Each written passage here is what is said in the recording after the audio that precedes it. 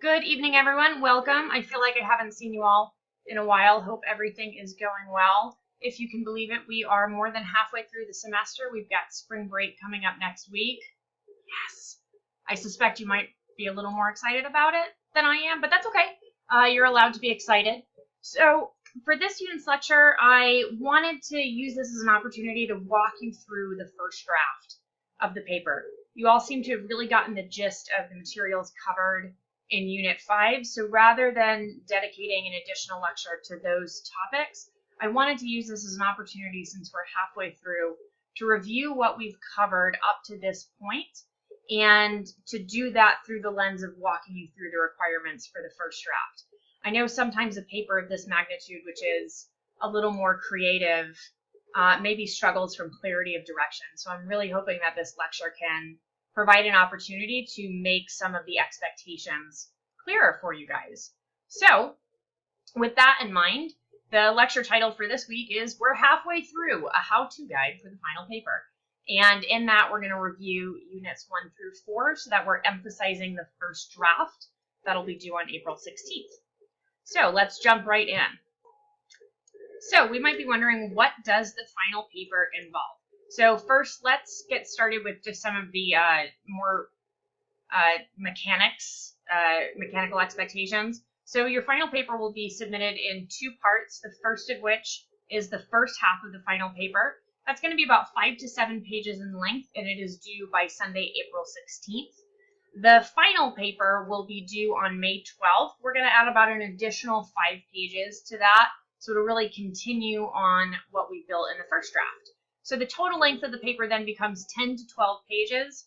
As always, the expectation is that it is double spaced. You're using 12-point Times New Roman font. And it does require a minimum of 4 outside sources. So you need to acquire 2 of these sources for the first draft and an additional 2 sources for the final paper. What I mean by sources, it is limited to academic journals and book chapters. The Auraria Library website has a great resource for this, and hopefully the journal article analysis assignment provided you an opportunity to really dive in and understand more technical material so that you're not feeling overwhelmed as you're looking for sources. And part of the reason that we have this expectation that you find outside sources is so that you can get a more comprehensive understanding of topics that are of interest to you that due to time constraints we simply cannot cover. And it's also a beneficial exercise to be able to independently find research that will help you, whether that's in your academic career to pursue this MPA degree, or in your practitioner role, if you're looking for resources on from where you can get more revenue streams or how to write a grant proposal. A lot of the literature that we find in academics is helpful to those pursuits. So this gives you one more chance to keep honing in on that skill set. The other requirement that I want to specify is that in order to receive the maximum possible credit for your final paper, you must incorporate the feedback that I will provide you on the first draft. So unlike your first 2 assignments, your nonprofit profile and your journal article analysis, which were shorter, those 3 to 5 page papers where it's really driven by the rubric and then more of a paragraph worth of feedback, I will go through and copy edit the first half of the paper. And so take these considerations to heart. To some extent, they are recommendations. If there's something that you just fundamentally disagree with, it's in your purview to not incorporate a specific suggestion. But if I find on the final paper that there was no effort to incorporate at least some of the revisions from the first draft, your grade will reflect a half letter grade deduction. I know it sounds strict, but again, there is an opportunity here to refine your writing skills, to refine your organization. And if I'm going through and providing that feedback, I want you to be able to make the most of it, which is why there is the requirement to incorporate that information. So moving forward, outside of all the more boring stuff, what does the final paper involve creatively or conceptually? This is an opportunity to build your own nonprofit organization. Now, as I state in the syllabus, it doesn't mean that you actually have to go out and jumpstart an organization, right? That's not practical. But begin thinking through how you would create your own nonprofit from the ground up. And the reason that I selected this instead of a more academic final paper is one, because I think it's more pertinent to an MPA degree, which is more terminal in nature. I would imagine for the most part that you all are either earlier in your career or you're mid-career professionals, and you want to be able to use the information that you've learned in courses in your daily life. And so by building a nonprofit organization based on the themes that you've learned, you can really make this an exercise that's applicable to the work that you do rather than something that's more theoretically or abstract driven. I know sometimes those assignments can feel a little separate or distinct from the work that you're actually doing. And also, I hope it's something that is a more creative exercise. So instead of the standard final paper, this gives you a chance to flex some of the muscles for, just having some fun with it. So what we're going to do in the final paper is the entirety of the paper, that 10 to 12 page final, will incorporate concepts from units 1 through 8. The first draft is going to focus on units 1 through 4. The final paper, or the additional half, will focus on 5 through 8. And as I walk you through the decisions that you'll make in the final paper, remember to justify these decisions. You can use the Sherhart and Bielefeld text. You can use any of the additional assigned articles or book chapters presented in the course. But again, a reminder that you must also acquire 4 outside sources. So what do you need to do? What I have here are 2 tables about expectations for the first draft and for the final paper.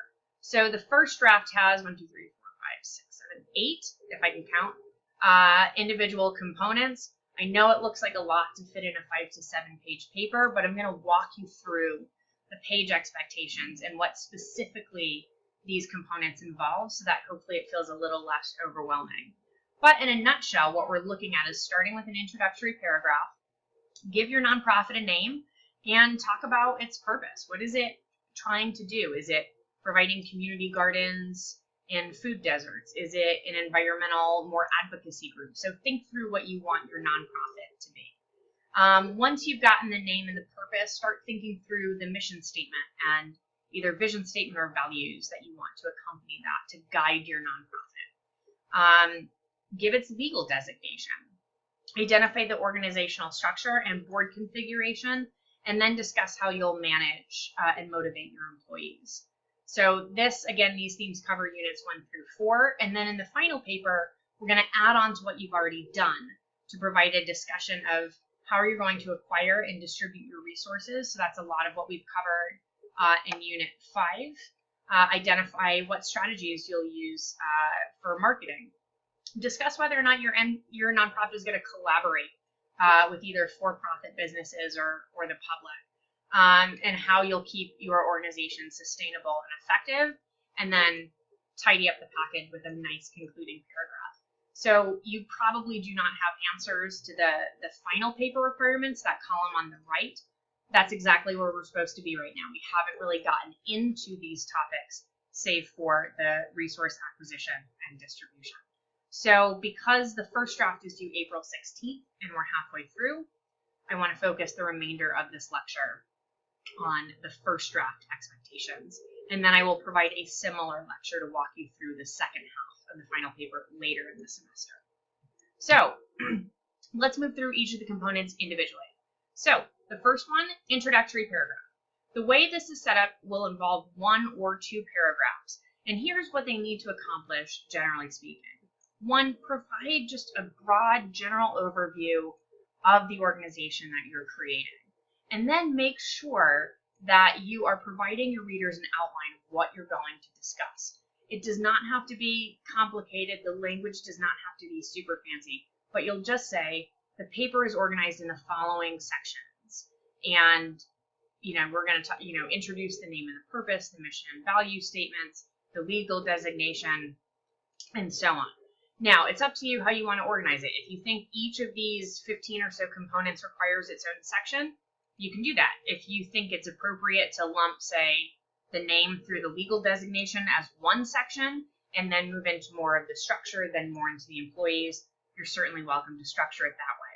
But however your paper breaks out with sections, you need to provide that outline in the introduction to give your reader a really clear understanding of what your paper is going to discuss and how it's organized to do that. And the recommended page length here is about half a page to a page, depending on whether you go with the one paragraph, kind of a couple of sentences about your organization and a couple of sentences about how it's organized. Or it could be about a page if you have the 2 paragraphs where the first one is a broader introduction about your organization, and then the second one provides more specific detail on the organization. Either is acceptable as long as it meets those 2 criteria. Next section, or start of a section, will be the name and purpose of your organization. So again, just present the name and then briefly discuss your organization's broad purpose. So what I have here in the 2 bullets are, in what area does your organization provide programs and services? So again, are you in healthcare? Are you in homelessness, poverty, environmental awareness, education? So just state briefly the policy domain or substantive area in which your nonprofit is situated. And then to flesh that out in a little bit more detail, another way of asking this question might be, to whom or to what cause is your organization dedicated? And again, depending on the amount of detail that you want to allocate to this, you're looking probably at about half a page to a page to provide a sufficient amount of information. Next, excuse me, the mission and vision. So come up with a mission statement. So state that mission and then support why your mission statement is solid. And here's the key piece, because you can use the Sherhart and Bielefeld text, or you can incorporate your outside source here and find supporting evidence that says what constitutes a good mission statement. So we read it in the text. You might choose to find it elsewhere, but it should be clear, it should be concise, it should be appealing to stakeholders, and it should be, sufficiently broad that your organization has the opportunity to be sustainable in pursuit of those goals. So there are different ways to justify what constitutes a good mission statement. So just make sure after you've listed your own mission statement, or prior to, and again, it depends how you want to organize it, but you could say, in general, a good mission statement achieves the following purposes, A, B, C, D, E. And then say, here's the mission statement of the organization, and then follow that up with, here is why that mission statement reflects those criteria. The second part of this will be to discuss your organization's either the vision statement or the values. Nonprofits vary a little bit in what they have. But again, state your vision statement or the values to which your organization ascribes, and then discuss how that vision statement or values complement the mission that you've already discussed. So this way, we're not treating the mission in one box, the vision in another box. Really put some thought into how these things are connected. And again, here, recommended page length, about half a page to a page, depending on how much justification you want to use. But what I want to emphasize here is that the justification is just as important as the mission and vision statements themselves. And that's not to go ahead and stifle your creativity, but it is to say, let's really make an effort to reinforce what we've learned in the course up to this point. The next aspect is the legal designation. So now you have your name, you have your purpose, you have your mission. What legal designation would you seek? It could be a 501c3, depending on what nonprofit you have. You might go 501c4, 501(c)(3)(7). It does not have to fit in that kind of general box, but you do need to explain why your organization would receive that legal designation. That's where, again, you can use Sherhart and Bielefeld, or you can use the Hopkins and Gross chapter. And then discuss, now that you've identified the legal designation and why it received that designation, just discuss a little bit about how that designation affects or might otherwise kind of constrain the activities that your organization will engage in. And the example I have here is that for 501c3s, there are limits on lobbying and for now banning of political activity. So what types of constraints do you need to be aware of within the legal environment? And we're moving again in that kind of half a page to 1 page recommendation. The next is organizational structure. Now here's the catch. I know that T&B Chapter 4 was not anyone's most favorite. It was technical, it was full of jargon, and it was pretty abstract. But hopefully the discussion question, which I know again threw some of you for a loop, gave you a chance to start thinking through why organizational structure matters and why certain structures are more appropriate than others. And the reason that I set that discussion up that way was to get you in a better position to address this part of the final paper. So for this requirement, use Chapter 4 to determine which structure, anywhere from mechanistic all the way down to organic, that your organizational will follow. And then think about and discuss, why is this structure appropriate for your organization? So for instance, if we use the example of starting up community gardens in rural food deserts, well, that might be something that's more informal. It follows a more organic structure because of the purpose. It's small in size. The leadership is more facilitation with equal buy-in across stakeholders. So as you think through your own organizational profile, the size, the goals, the type of leadership that you want to have, the way that your divisions are structured, that should inform your decision of what structure to use.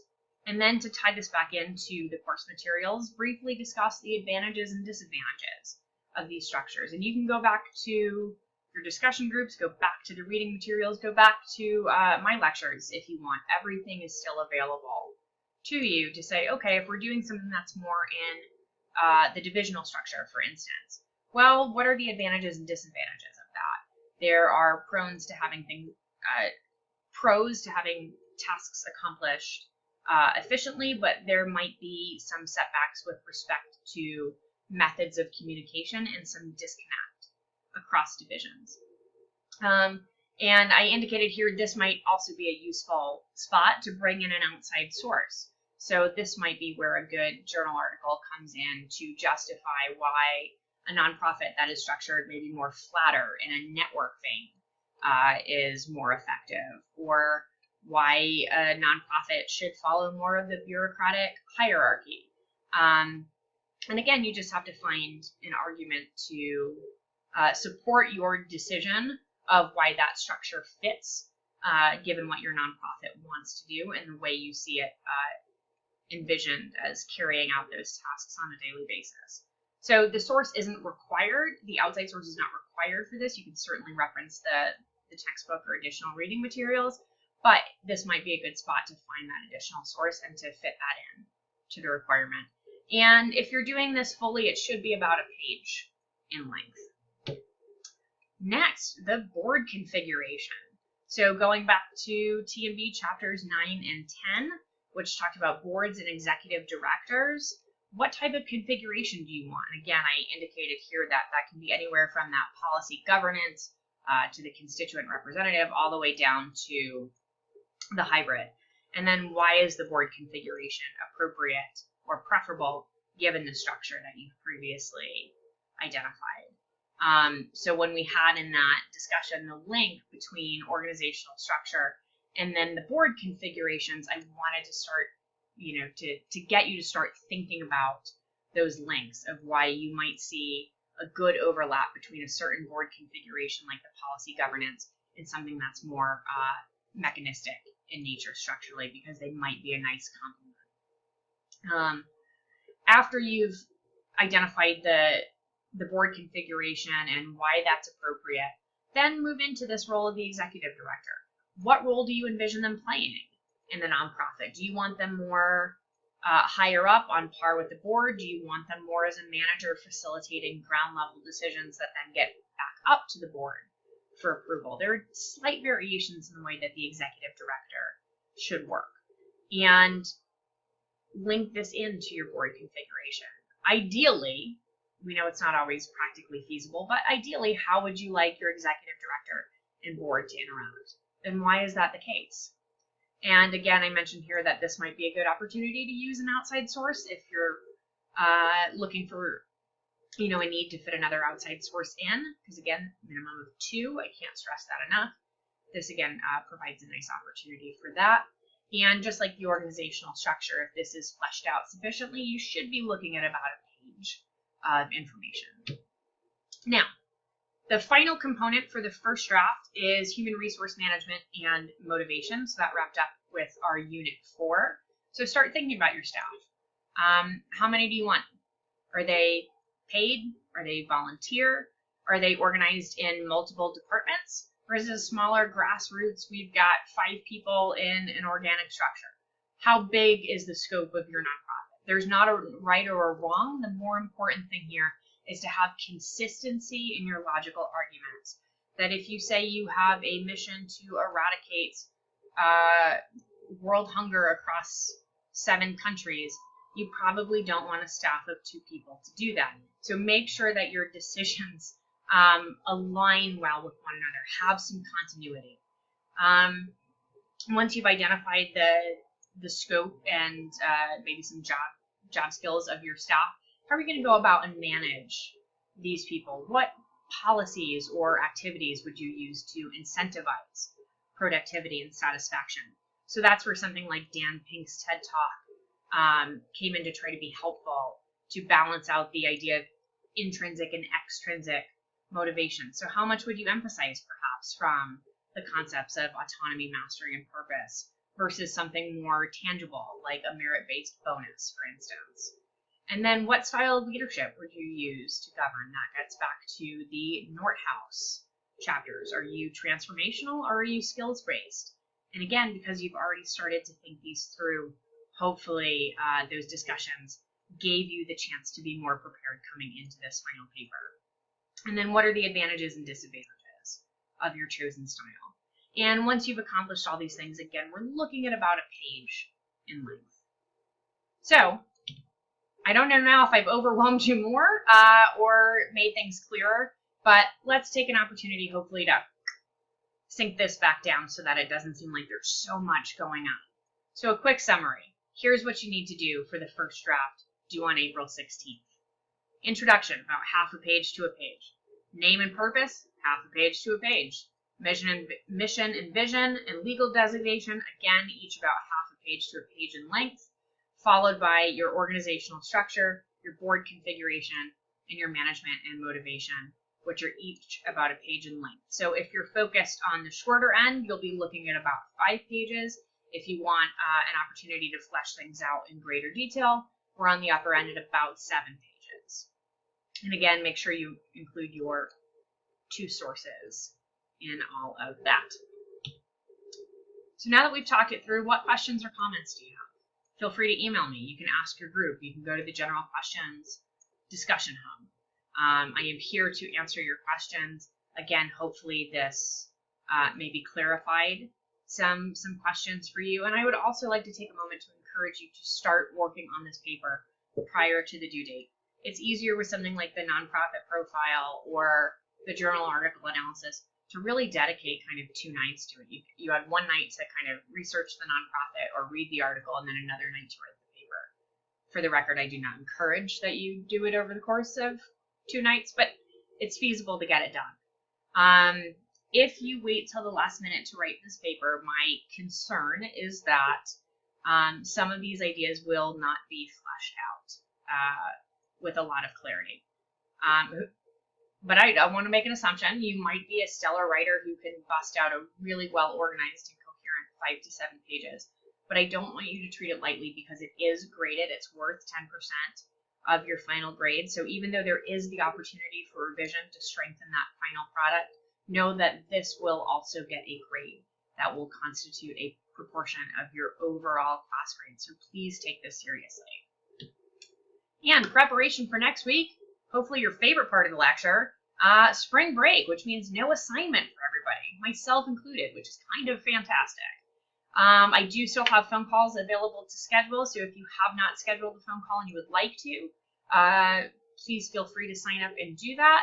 And then later in the week, feel free to check Canvas for the assignment description. I will convert this lecture into like a Word document for you on the assignment tab for a better description.